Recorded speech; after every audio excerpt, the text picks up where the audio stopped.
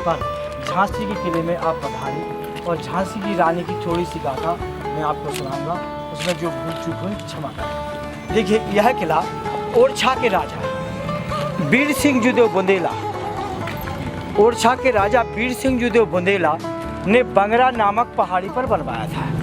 1602 में इस किले की नींव डली थी और 1613 में किला बनकर तैयार हुआ।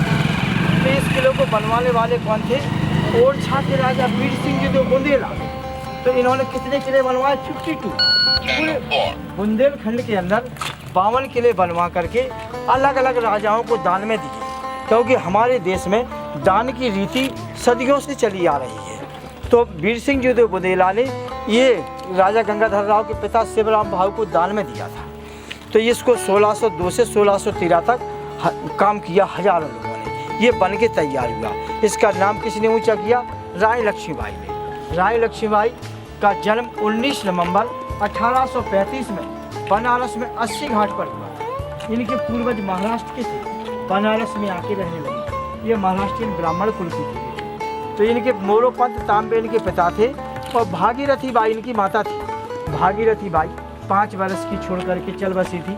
तब मोरोपंत तांबे बिठूर में बाजीराव पेशवा के यहाँ पंडिताई पर नौकरी करते थे और अपनी बच्ची को भी साथ में ले गए। उनके लड़के थे नाना साहब। नाना साहब के साथ रानी पढ़ती थी, खेलती थी, घोड़े पर सवारी करना सब कुछ उन्होंने बिठूर में ही सीख लिया था। उनके क्षत्रियपन के लक्षण होने के कारण इधर राजा गंगाधर राव के साथ 1848 में शादी हुई थी।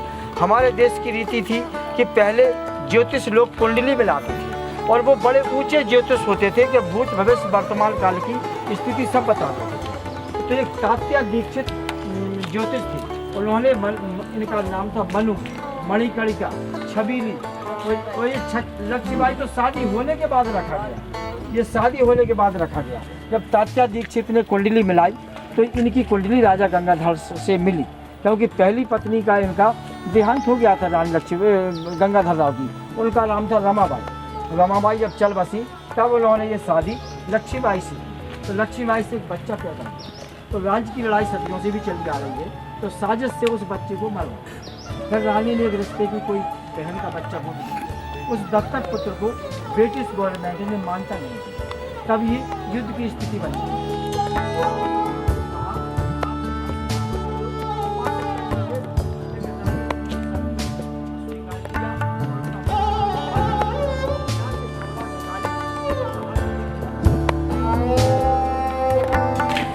इनके स्टैंड इन गुड़ियों के ऊपर बने हुए हैं। ये पैर से चलाने वाली वाटर प्रूफ मशीन है।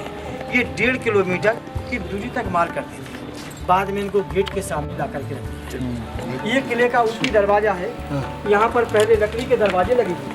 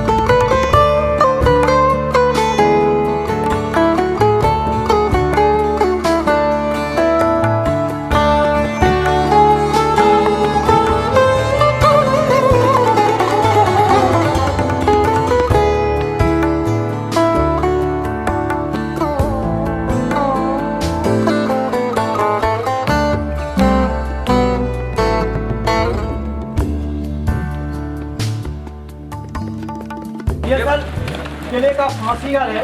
ये जमीन से 3 फुट ऊंचा स्तंभ है। इस स्तंभ के बीचों बीच छेद है जिनमें लकड़ी के तख्ते डले रहते थे। गले में रस्सी बांधी जाती थी, पटरा खिसकाया, मुल्जुम लटक जाता था। जब मुल्जुम खत्म हो जाता था तो नीचे खाई थी, इस खाई में गिरा देते थे। फिर इसकी लाश को उसके परिवार वालों को दे देते थे। रानी साहब ने इस फांसी के ऑर्डर को बंद करवा दिया था और वो कालकोट की सजा की थी। इसमें एक छोटी सी कहावत है कि झांसी गले की फांसी और बतिया गले का हार और ललितपुर ना छोड़िए जब तक मिला। बहुत बढ़िया, बहुत बढ़िया।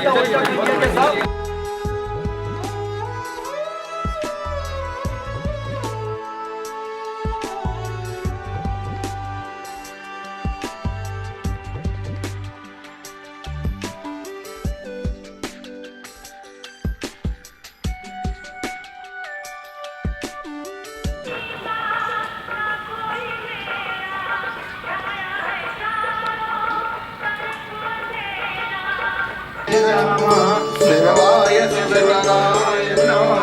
वन्दे सूर्यशशाङ्कवैनिनयनं वन्दे मुकुन्दप्रियं वन्दे भद्रजनाश्रियं सुवर्णं वन्दे शिवं शङ्करम्।